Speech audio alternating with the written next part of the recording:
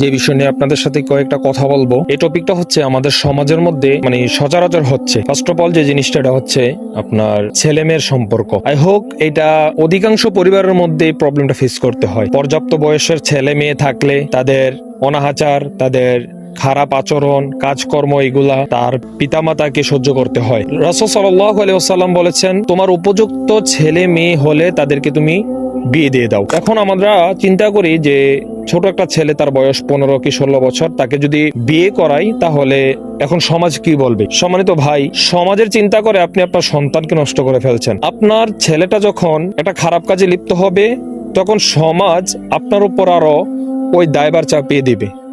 তখন সমাজ আপনার হয়ে কথা বলবে না যে এই ছেলেটা তো ছোট, হতেই পারে। কিন্তু যখন আপনি আপনার ছেলেকে বিয়ে করাবেন, রাসূল সাল্লাল্লাহু আলাইহি ওয়াসাল্লামের সুন্নাহ অনুযায়ী কাজ করাবেন, তখন দেখবেন সমাজ বলবে এতটুকু একটা ছেলেকে বিয়ে করে ফেলছে, এটা হতেই পারে। এগুলা কোনো বিষয় না।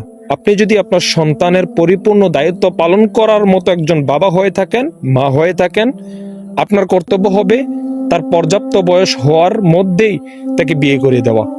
তাহলে আজকের সমাজ সুশীল একটা সমাজ হয়ে যাবে।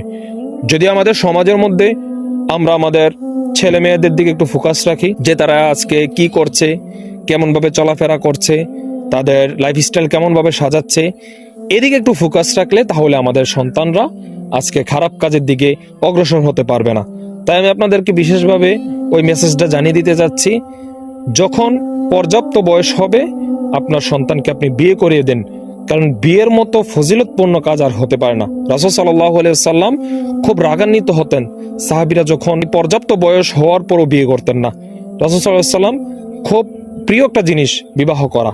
তাহলে রাসূল সাল্লাল্লাহু আলাইহি ওয়াসাল্লাম বলেছেন, তুমি রিজিক নিয়ে পেরেশানি খাচ্ছ, তাহলে বিয়ে করে ফেলো, রিজিক আল্লাহ দিবে।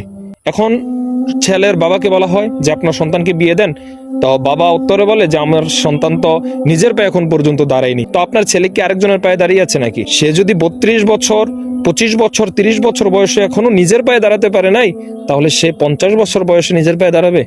তাই এখনো সময় আছে। আপনি আপনার সন্তানের দিকে একটু ফোকাস দেন, নিজে গুনাহগার হয়েন না, আপনার সন্তানের জন্য আপনি গুনাহগার হয়েন না। আসুন সবাই সবার সন্তানের দিকে ফোকাস রাখুন। পর্যাপ্ত বয়স হলে, বিয়ের বয়স হলে বিয়ে করিয়ে দিন, তাহলে সমাজে দেখবেন নষ্টামি, জিনা, ব্যভিচার সবকিছু বন্ধ হয়ে যাবে। আল্লাহ আমাদের বোঝার তৌফিক দান করুক।